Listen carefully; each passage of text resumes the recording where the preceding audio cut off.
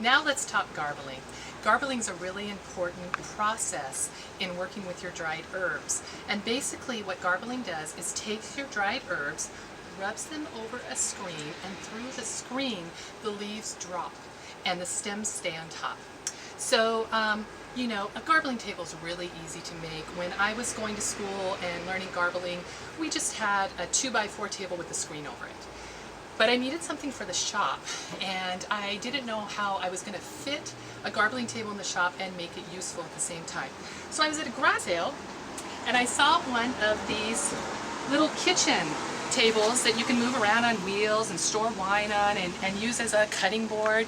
And it was in really good condition, and I thought, I just know I can do something with this. So I went to my favorite woodworker, Gene Messick, here in our community that has really helped build our shop. And I said, Gene, help me build a garbling table with this. And I figured he was just going to take off the top and put a wire over it. But Gene, being the amazing human being he is, and doing stuff so well, said, oh no, you need this for workspace. So what he did is he removed the top so that when we're not garbling, we use this as a workspace in the shop.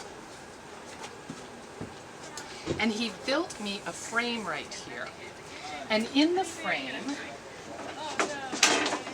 I have 3 different size screens that I can put in. And these screens are for different herbs and different size tea leaves that I want to create out of these herbs. So today, we're going to use the widescreen one. I fit it in like that. What this allows us to do is to take the plant, rub it over the screen, and the leaves fall through. So we harvested peppermint today, and we just happen to have some peppermint in the shop from earlier in the season when it hadn't gone to flower yet. So I'm going to take this and have our little double knots that I just showed you how to do. And it's okay if leaves go everywhere because they're just going to go in eventually into the screen here, but you don't want your twine in there. So of course you've washed your hands at this point in time, and your hands are completely dry. We don't want any moisture on the herbs. And you're assured that the herbs are very dry. And what you do is you take and you roll your hand,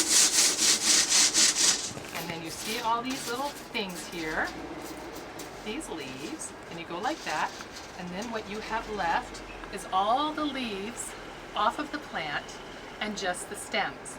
Now with certain plants you want to save the stems, they're part of the medicine, but not so much with peppermint. Then we take the drawer out, and voila, we have all of our herb product to sell to our customers. And this is what it looks like in the fresh jars that we pulled out from our cubbies. Let me show you another herb as well. Some of the bigger herbs need smaller screens or wider screens, and there are always a few little twigs that make it through, though not much. And if it's too coarse, you can run it through another screen or just run it with your hands. Lovely. It's very easy to garble 5, 10, 15 different herbs in a very short amount of time. So we just garbled the peppermint, and you saw how small a bunch that was. And now what I'm going to do is take it to the bottom of the drawer and pour it into the bowl. Try to get all of that. And then I'm going to take our brush and I'm going to go over our plants, and I'm just going to get all the powdery residue out of the drawer. Mint is especially a strong scent and flavor, and I don't want it mixing with any other herbs that I garble.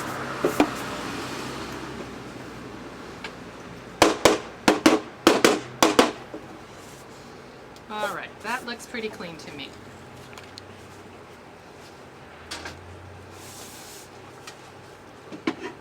Before I push the drawer all the way in, I'm going to remove the screen as well and brush the table because there's residue. The stems go to the compost pile over here on the outside of HAALo. I'll take the screen, get any extra leaves off that.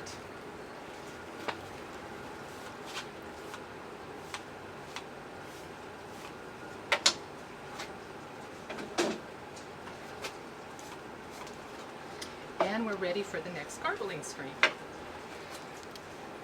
On this next herb, we're going to do rosemary. I'm going to do a little bit smaller screen on the rosemary. I'm going to close our drawer, and we're going to get the peppermint out of the way.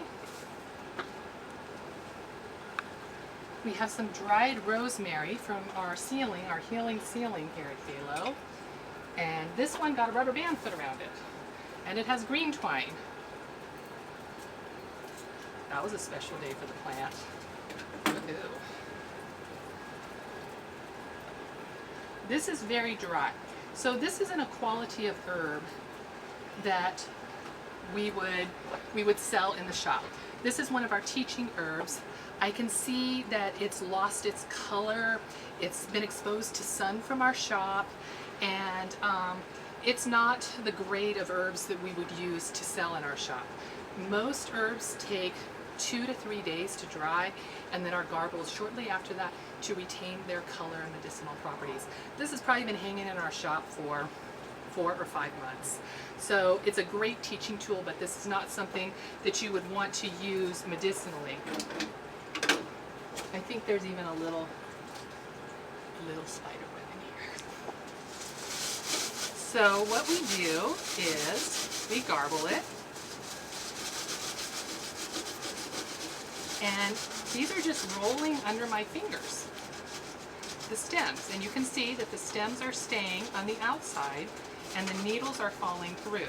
They're a little large, the needles, which is great. I want to make them smaller to fall through. So what's left here, I'm just going to kind of rub. And even so, even using this smaller screen, when I look in the drawer, I can see that the needles are 3/4 of an inch to an inch long. And darn it, I wanted them to be a little bit shorter. So once again, these are what the stems look like after they've been garbled. You can see that the needles have all been removed and there's nothing left. I'm going to compost those.